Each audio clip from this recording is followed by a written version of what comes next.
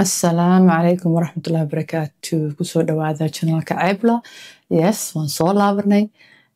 wiilkii aan siiyey channelka wiilkii meel kale uu aaday wuxuu dhahay channel cusub baan rabaa oo fresh ah marka channelkiisa qarniga news la dhahaa halkan ayaan idin soo dhigayaa marka wiilka si fiican u caawiya haddaad daawanin xataa news iyo waxaas iyo akhbaarta idinku socon waxaan jeclaan lahaa inaad subscribe u samaysaan oo follow gareysaan si uu u gaaro ilaa iyo 1000 inta laga rabay insha Allah marka wiilka saacida anigana waan soo laabtay waxyaalo badan baan ku maqnaa howlo adduun waa iska taqaanaan howlo adduun nigalama sheekeenayo dhibka haystana waxay ahayd markii anigii aan adkaarteedii iyo wixii soo daciif noqotay ilaa muqaaradan aan duubi jiray aad bay caawin jireen aniga kaliya idinka kaliya ma ahayn waxa oo ma aragtay dhiirigelin oo tahay aniga xataa way ahayd anigi maalin walba waan si fiican u sameyn jiray markii aan muqaaradan joojiyay ilaahay amarkiis waaba ka daciifo dikriga ilaahay marka faa'iido weyn ay ugu jirto gabdho walaalo waxa jiraan ilaahay khayr ha siiye wallahi oo maalin walba ila soo xiriiray oo dhahay maxaa idinku dhacay I know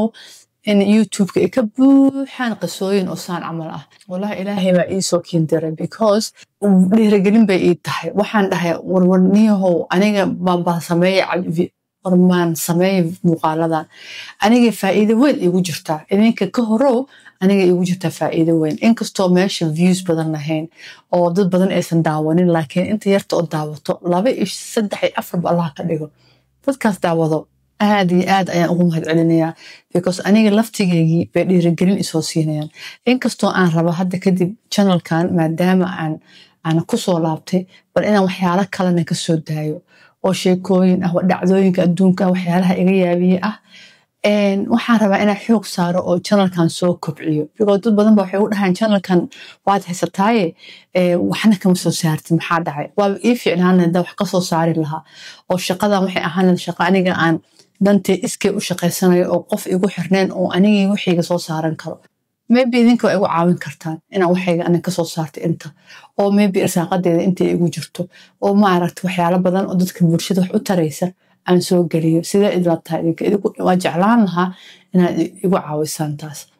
marka sheekooyin baa hadda wadaa qisooyin ayaa idin wadaa marka walaalayaal fadlan ii soo duceeya inaan noqdo qof si joogto ah oo daacad channelkan u wado oo korna u qaada marka hadda sheekadii marka aan noo bilaabo dhowr qiso weeye qisada ugu horeysa gabar walaashin ahayd ayaa waxay ka sheekaysay xaaladeedii waxay tiri waxaan ku jira dhibaato badan oo sixir ii keenay caafimaad darro waxbarashadeediina waa iga joogsatay guur dhanna wax soo haweystay ma jirin markasta oo nin u yimaado si uu usoo doonto si lama filaan ah ayuu uga carari jiray guriga xitaa mar bay dhaheen waxaan ku aragnaa qof foolxun ayadoo actually ahayd qof qurxoon bay ahayd qof walba imaada waxay u arki jireen qof foolxumo badan waxay isku daydaydeen wax kasta quraan inay akhriso daqa inay bixiso salaada habeenkeeda u istaagto xitaa raaqi ayay u tagto oo quraan ku dul akhriya waxay dareentay nafis yar mar walba laakiin bogsiin badan maysan helin maalin ayaa wiil wuxuu u sheegay fadliga salawaadka nabiga sallallahu alayhi wasallam gaar especially maalinta jimcaha intay meel fariisatay bay ku celcelisay salaada ibraahimiyada wallahi intaan maghrib la aadaamin dad ayaa u yimid oo soo doonteen oo maalinta jimcaha arrintan guur bay ku dhamaatay si wanaagsan alxamdulillah sheekada labaad sheekh jooga Gaza ayaa wuxuu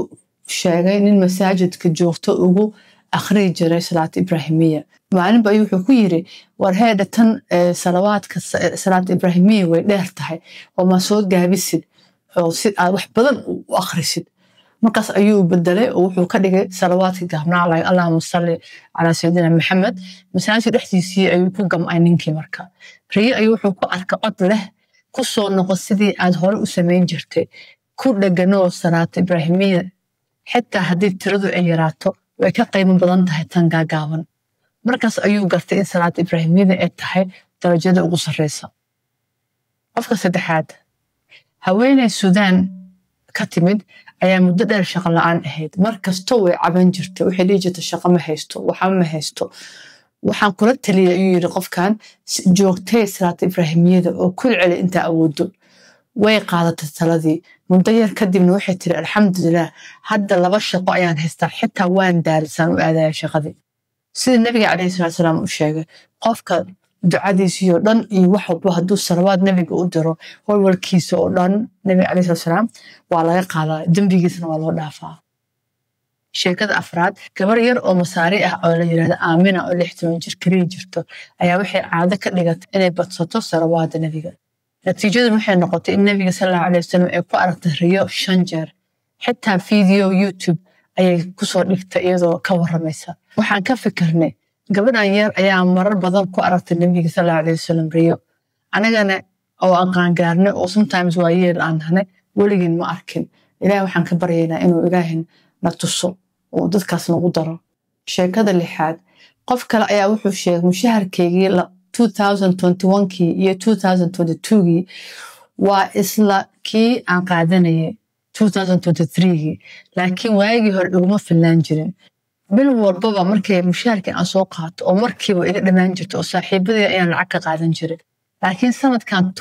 2023kii salaad ibraahimiyadii ayaan joojiyay isla mushaharkii anigoo qaadanaya ayaa igu filnayd xitaa dheeraad baa haystay dad kale ayaan caawin jiray tani waa barako lacagtii yareed aan isdhahay waa yarta ilaahay i barakeeyey qoninkaninta ayaa sii wada wuxuu dhahay also aniga halkayga sii wataa dhibaatooyin iyo rafaad iyo weli noloshiida way dhacdaa laakiin awal salaad ibraahimi ka hor dhibaato kastoo nafta iga qaadi jirtay waa wali jira depression aan qaadi jiray hadda wali dhibaatooyinka waan wajahaa oo wali way ugu dhacdaa laakiin si zaa'id ah uma dareemo murugadii walwalka badnaa waa iga yaraadeen ilaahay quwad buu i siiyey aan ku samro oo aan nolosheedii hore u sii wato taas horta aniga waa arkay subxaanallah waxyaalo badan baa qabiiga ah hadda aan idila hadlayo oo aan sugaya laakiin subxaanallah ma walwali awal maba seexan jirinba waligay maba seexan jirinba waa walwal qof walba u tagaasaana igu dhacday kana igu dhacday marka hadda inkastoo ay yaraatay dhikrkeygii laakiin mamana iska jooga anoo wax karinaya ama wax shaqaysanaya ayaa iska akhriya here and there waxaa laga maalintii inaa 200 aan akhriyo marka saasay tahay walwalkii iyo murugadii badnaa oo waxyaalaha dab iga dhiman yihiin ama wax si iga yihiin ma ka walwala alxamdulilah qofkan ayaa wuxuu dhahay waxa isoo wajahday qiso yaab leh Canada ayuu joogay qofkan wuxuu lahaa shirkadii ayaa xirmatay xisaabiyihii u xiray oo iska xiray shirkadii oo wixii dhan u dhameystiray umuusan sheegin qolooyinkii canshuuraha inay company uu xiran yahay marka qoladii dowladda waxay u haysataa in lacagtii iyo wixii weli u socoto ninkan xataa ninkii dowladda ka socda xagga canshuurta ayaa wuxuu dhahay xataa lacagtaaniito aan kugu leenahay waa inaad bixisaa sida ugu dhaqsaha badan bilbil xataa noo sii lacagta ma badnayn waxay ahayd kumanaan oo dollar ah habeenkii qofkan wuu seexan waaye laakiin intuu iska ooyin lahaa meel iska fariisan lahaa buu wuxuu yiri waxaan soo qaatay yiri tasbiixi soo qaatay markaasaan waxaan bilaabay salaad ibraahimiye ilaa waagi uu ka baryayay wuxuu yiri ilaah baan ku dhaartay qofkan wixii maalintaas ka dambeeyay qofkii ka socda dowladda oo ii hanjabaysay oo maalinba ugu soo wareerinaysa taleefankayga hadda aniga aan waco xataa igama qabato igama jawaabto dhibkii dhan waa iga dhammaaday markaas anaa raadinaya oo waxay maba rabtay iga qabato mana isoo wacayso tanna waa awoodda ilaahay uu salaad ibraahimida igu soo wajahiyey so can you imagine that naagtiiba waaba ka baxday meeshii oo dhan waxa maysaa ilaahay inuu ka tirtiro taleefankiisii qofka kale wuxuu dhahay haweeney oo 30 jir camal ah oo 2 caruur leh waxay leedahay dadka ay ka maseeraan ninkeedii oo wanaagsan iyo caruur caafimaad qabta laakiin gudaha waxay ku nooleed qalubteeda walwal iyo walbahaar si lama filaan ah ninkeedii shaqadii waa laga eriyay wiilkeedii yaraan waxaa laga helay xanuun oo weyn oo joogto ah oo daawadiisa qaali ay tahay dunidii oo dhan baa ku cuslaatay oo ku mudoobaatay noloshii oo dhan baa isbedeshay dahabkeedii xataa way iibisay si ay biilash u bixiso wiilkan daawadiisa u bixiso habeen ay khudbad diin ah dhageysatay YouTube oo la dhahayo sheekha dhahaya salaad ibraahimiya waa furaha walwal kasta oo dambi dhaaf ku siinaysa waxay bilaawday maalintii 100 jeer inay ku celiso haddana waxay gaartay 1000 jeer maalmo yar gudahood waxay dareentay hurdadii oo soo laabatay oo si fiican ay u seexanayso walwalaaci oo ka yaraaday caruurteedii oo si fiican dabeecad fiican hadda ay u imaatay awal way ku xanaaqay jirtay xuubsan jirtay culayskii qalbigeed waa ka yaraaday maalmo kadib hay'ad samafal ah ayaa waxay hadda ka hor iska weydiisa wax baa waxay dhaheen intay soo waceen daawada wiilkaaga dhan anagaa bixinayno maalin kadibna ninkeedii shaqo cusub ayuu helay oo tii hore ka fiican oo ka lacag badan subxaanallah waxay tiri marka waxaan hubaa in tani ay tahay barako ka timid salaad ibraahimada aan sameynay oo ilaahay igu barakeeyay marnaba ma joojin sababtoo ah waxay ii noqotay nabad qalbi iyo sir qarsoon oo ilaahay aniga naga dhaxeeyo marka sheekooyinkaanit waa sheekooyin cajaa'ib leh wallahi aniga hadda idila hadlayo waxyaalo badan baa igu furan bal waan ogahay anoo saan u og bal waan sameeyay maalin si joogta oo habeenkii ma u soo jeedo laakiinse hadda sidaan u bilaabay muuqaaladaanito insha Allah ilaahay qulubteeda wuu furfuri doonaa soo sheekooyinkan waxay cadaynaysaa fadliga salawaadka nabiga sallallahu alayhi wasallam gaar ahaan salaad ibraahimiyada waxay ka qaadaa qofka walwalka waxay furtaa albaabada rizqa iyo shaqada waxay keentaa bogsiin nafsi oo qof happy ah noqotid waxay sababtaa inaad nabiga sallallahu alayhi wasallam riyo ku aragto ilaahu naga dhig kuwaas waxay ku siisaa nabad qalbi iyo barako oo lacagtaada ku jirta sidaa darteed weligaa ha ka caajisin salaad ibraahimiya markasta oo aad tiraahdaan waa inaad sii wadaa